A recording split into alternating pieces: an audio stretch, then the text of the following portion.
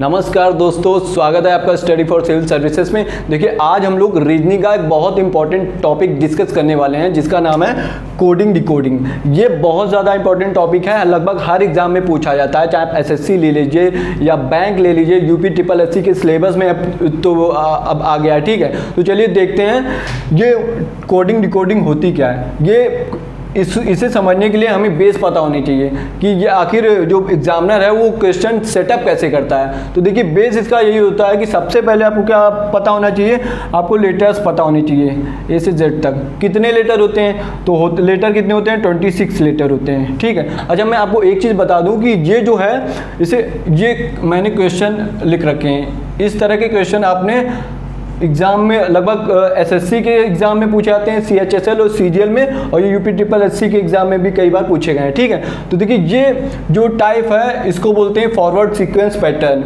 अब क्या मैं करूँगा कि ये जो आज मैं बताऊँगा आपको बेसिक, ठीक है, कुछ बेसिक बताऊंगा, कुछ उससे ऊपर लेवल का बताऊंगा। मैं ये जो कोडिंग डिकोडिंग है 5 वीडियो में कवर करूंगा, और इसमें मैं शुरुआत से लेके एकदम टॉप लेवल तक के क्वेश्चन आपको करवाऊंगा जो कि बैंक और एसएससी दोनों के लिए यूजफुल होंगे। सबसे ज़्यादा जो टिपिकल रीजनिंग मानी जाती है वो होती है बैंक की। तो मैं अगर आप मेरे 5 वीडियो देखेंगे ना, तो उसके बाद मैं आपको श्योर करता हूँ कि आपको कोडिंग डिकोडिंग में कभी भी प्रॉब्लम नहीं होगी। ठीक है, तो चलिए स्टार्ट करते हैं। हाँ, मैं कहाँ पे था कि उसका ये कोडिंग डिकोडिंग का बेस क्या होता है। तो बेस सिंपल सी चीज़ है। पहले तो ये लगभग सबको पता होते हैं कि कितने लेटर्स होते हैं, 26। इसमें वॉवेल कितने होते हैं। देखिए, ये जो अल्फ़ाबेट है इनको 2 कैटेगरी में डिवाइड किया गया है। एक होते हैं वॉवेल और एक होते हैं कॉन्सोनेंट। ठीक है, ये कॉन्सोनेंट। वॉवेल कितने होते हैं, 5। कॉन्सोनेंट कितने होते हैं, 21। टोटल होगा 26। ठीक है, अब चलिए देखते हैं। एक चीज़ मैं बता दूं कि कोडिंग डिकोडिंग का क्वेश्चन ऐसे भी पूछा जाता है, और कई बार क्या होता है कि इसकी न्यूमेरिक वैल्यू भी दे दी जाती है। इसे AIR है ना, तो इसका दे दिया गया, इसकी 1 होती है, इसकी 9 होती है, इसकी 18 होती है। तो अगर टोटल करेंगे ये तो आप होगा ये इसका 28। तो ये नहीं दिया होगा कि 198, ये दिया होगा कि AIR, किसी सांकेतिक भाषा में AIR को लिखते हैं ये, तो EAT को क्या लिखेंगे, EAT को क्या लिखेंगे। तो इसके लिए आपको पता होना चाहिए कि इसकी न्यूमेरिक वैल्यू क्या होती है, या डिजिट E की होती है, E का होता है 5, A की होती है 1 और T की होती है 20। तो कर देंगे आप टोटल, तो हो जाएगा 26। ठीक है, तो इसके लिए आपको जो लेटर्स हैं वो आप क्या करने, लर्न कर लिए। या लर्न करने की भी ज़रूरत नहीं, मैं आपको इतने बार बता दूंगा कि आपको लर्न हो जाएगा। देखिए, एक सिंपल सा तरीका होता है लर्न करने का। अगर बस ये आप 3-4 बार लिख लेंगे तो आपको क्लियर हो जाएगा। लर्न करने की भी ज़रूरत नहीं, क्योंकि मैथ और रीजनिंग ऐसी चीज़ होती है कि उनको आप लर्न करके नहीं कर सकते हैं कभी भी। उसका बेस पता हो तो आप कोई भी कैसा भी एग्जाम में क्वेश्चन बना दे, आप वो कर लेंगे। ठीक है, चलिए देखते हैं। ये 1, 5, 9, 15 और ये 21, ये दिख रहा है ना, ये 9 है, ये 9। ठीक है, अब मैं पूरा आपको नहीं बताने वाला हूँ, बस मैं बताऊंगा कि इसे इसकी काउंटिंग, कोई भी काउंटिंग 1 से होती है। ठीक है, 1। अब BC है ना, तो इसकी 2 हो जाएगी, इसकी 3 हो जाएगी। इसी तरह से इसे I होता है 9। ठीक है, I के बाद क्या आता है, JK। I के बाद क्या, 9 के बाद 10। तो मतलब J की जो न्यूमेरिक वैल्यू हो गई 10 हो गई, और K की हो गई 11। ठीक है, इसी तरह से U के बाद क्या आता है, VW। तो इसकी अगर 21 है तो V की डेफिनेटली 22 होगी, W की क्या होगी, 23। तो इस तरह से आप लोग कर सकते हैं, न्यूमेरिक वैल्यू लर्न कर सकते हैं। ये तरीका है कि AEIOU, इसे आप लिख लीजिए। तो इससे आप इजली एग्जाम में भी कर पाओगे, क्योंकि एग्जाम में आधा जो वो होता है माइंड, वो तो ब्लॉक हो जाता है, 50% ही चलता है हम लोगों का। ठीक है, अब देखिए, इसमें जो कोडिंग डिकोडिंग की बात की जाए तो इसमें 7 टाइप होते हैं, 7 टाइप्स होते हैं, 7 टाइप्स। ठीक है, अब इसमें कई सारे टाइप होते हैं। मैं आपको क्या कहते हैं, बेस से लेके एडवांस लेवल तक सारे बता दूंगा। ठीक है, तो चलिए आज कुछ टाइप डिस्कस कर लेते हैं। देखिए, पहला टाइप होता है, ठीक है, उसके भी कई टाइप्स हैं, 6 टाइप होते हैं। पहले का क्या होगा, फॉरवर्ड सीक्वेंस पैटर्न, फिर हो गया बैकवर्ड सीक्वेंस पैटर्न, फिर क्या हो गया, स्किप्ड सीक्वेंस पैटर्न। एक होता है बाय चेंजिंग प्लेसेस, मतलब वर्ड दिया उसके प्लेसेस को चेंज कर दिए। ठीक है, एक होता है बाय एनालॉगी मीन्स कुछ सिमिलैरिटी होती है। एक होता है जिसमें कोई इंडिकेशन दिए होते हैं या उसका कोड दिया होता है, उसमें कुछ कोड दिया होगा, उसमें कुछ भी नहीं मिल रहा होगा। तो उस तरह के क्वेश्चन में क्या होता है, जैसे क्लाइमेट लिख दिया गया CLIMATE, ठीक है। अब इसको कुछ भी लिख दिया गया, मान लीजिए RSTP, ये RSP और ये TQ, इस तरह से कुछ भी दे दिया जाएगा, इसमें कोई रिलेशन नहीं होगा, बस आपको इसी में से कुछ उठा के पूछ सकते हैं। जैसे क्लाइमेट है तो इसमें MATE को क्या लिखेंगे, इसी से आपको डिकोड कर देना है, बस खत्म।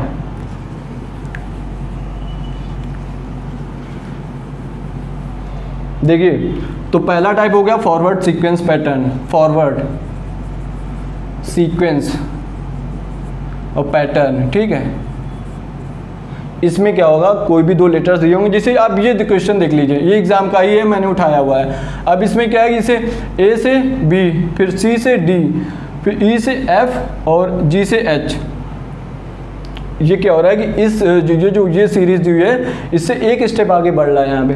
तो इसमें क्या हो जाएगा, S के बाद क्या आता है S, T, U के बाद क्या आता है V, W के बाद क्या आता है X और Y के बाद क्या आता है Z।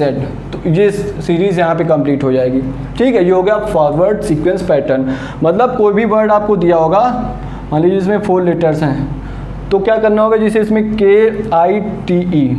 KITE दिया है, इसके बाद वाला आपको उठा के पुट अप कर देना है, जैसे KLIJTU और RS, ठीक है। बस फॉरवर्ड सीक्वेंस पैटर्न में वर्ड के जितने भी लेटर होंगे उसको आप इस एक स्टेप आगे बढ़ा के लिख सकते हैं या लिखे जाते हैं। नेक्स्ट देखते हैं बैकवर्ड सीक्वेंस और पैटर्न, ठीक है। चलिए बैकवर्ड सीक्वेंस पैटर्न में जस्ट अपोजिट होगा। मान लीजिए कोई वर्ड दिया गया है कि किसी सांकेतिक भाषा में इसको OPLMNONOQR,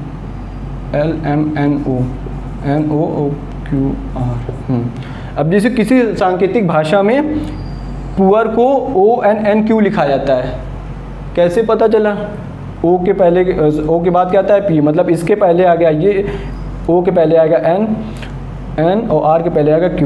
तो आपसे पूछ लिया जाएगा कि बताइए एयर को क्या लिखा जाएगा। आप इनके पहले जो आ रहे हैं वर्ड, इनके पहले जो लेटर आ रहे हैं वो आप लिख सकते हैं। तो A के पहले क्या आता है Z, ठीक है। I के पहले क्या आता है, R के पहले क्या आता है Q, तो यहाँ पर हो जाएगा ZHQ, साफ नहीं है ZHQ, ठीक है। ये देखिए, तो बैकवर्ड सीक्वेंस पैटर्न में क्या होगा, आपको वर्ड्स दिए होंगे, उसके एक स्टेप पहले आपको उठाने वर्ड लेटर्स उठाने और उसमें लिख देने हैं, ठीक है। अब चलिए देखते हैं skipped sequence pattern. Skipped sequence pattern में क्या होगा, कोई वर्ड दिया है आपको, मान लीजिए ABCD, ये एक सीरीज दी हुई है, ठीक है। और उसके बाद लिखा है LMNO। अब इसका डिकोड किया गया है कि BCD, देखिए ये क्वेश्चन दिया गया है, ये स्किप्ड सीक्वेंस पैटर्न में बेस है, ठीक है। ऐसे क्वेश्चन कई बार पूछे भी आते हैं एग्जाम्स में। तो देखिए A को इससे किया गया है, B ये, C ये और D ये। A के बाद B को स्किप किया, C आया। B के बाद C को स्किप किया, D आया। C के बाद D को स्किप किया, E आया। इसी तरह से D के बाद E को स्किप किया, F आया। तो LMNO के बाद क्या आएगा, तो इसको आपको डिकोड करना है। तो LMNO, इसके बाद जो आएगा उसको स्किप करके उसके बाद वाला लेटर लिख देना है, ठीक है। जैसे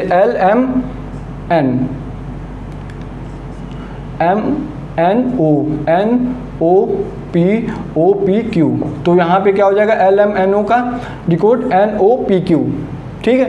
स्किप सीक्वेंस पैटर्न मतलब एक स्टेप छोड़ के आपको लिखना है, ठीक है।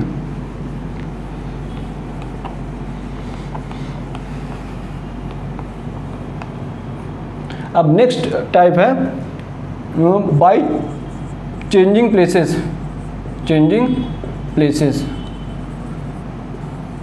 कई बार एग्जाम में ऐसे पूछा जाता है कि यदि किसी सांकेतिक भाषा में ब्रदर को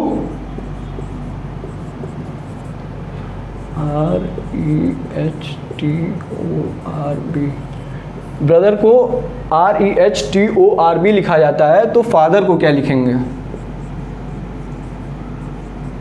फादर को क्या लिखेंगे?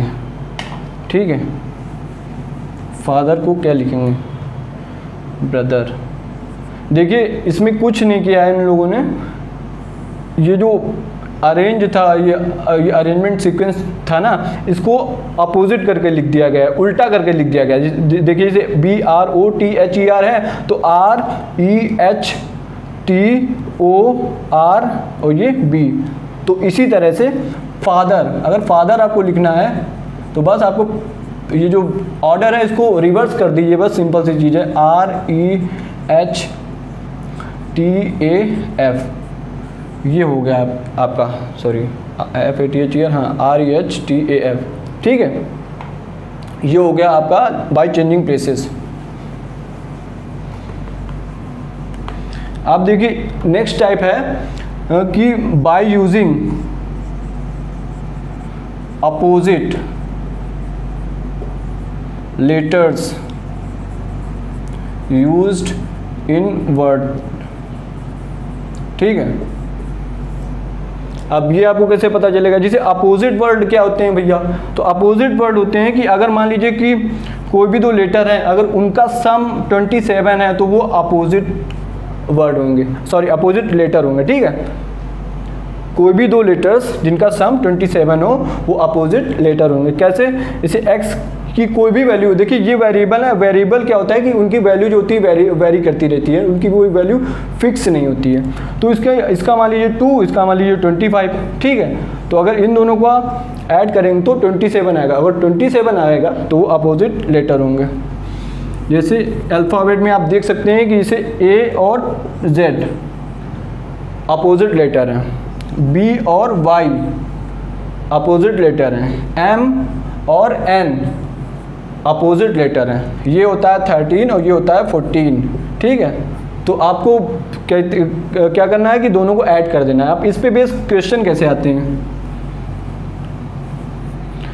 जैसे इसमें दिया गया है कि EAT, इसको किसी शब्द ईट को सांकेतिक भाषा में 5, इसका हो जाएगा U, इसका हो जाएगा ZTG। हाँ, ये देखिए, अगर ये किसी सांकेतिक भाषा में ईट को हम लोग ये लिखते हैं। अब देखिए ये आपको पता कैसे चलेगा कि अपोजिट लेटर यहाँ पे यूज़ किए गए हैं? तो कुछ नहीं भैया, इसका 21 है और इसका ये 5 है, तो ये फिर यहाँ पे V होएगा, सॉरी हाँ 22।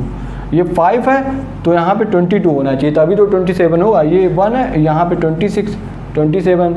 T का होता है G और T का होता है 20, G का होता है 7। ठीक है, तो इसके लिए आपको अपोजिट लेटर्स आपको लर्न करने पड़ेंगे। तो EAT को अगर किसी सांकेतिक भाषा में VZG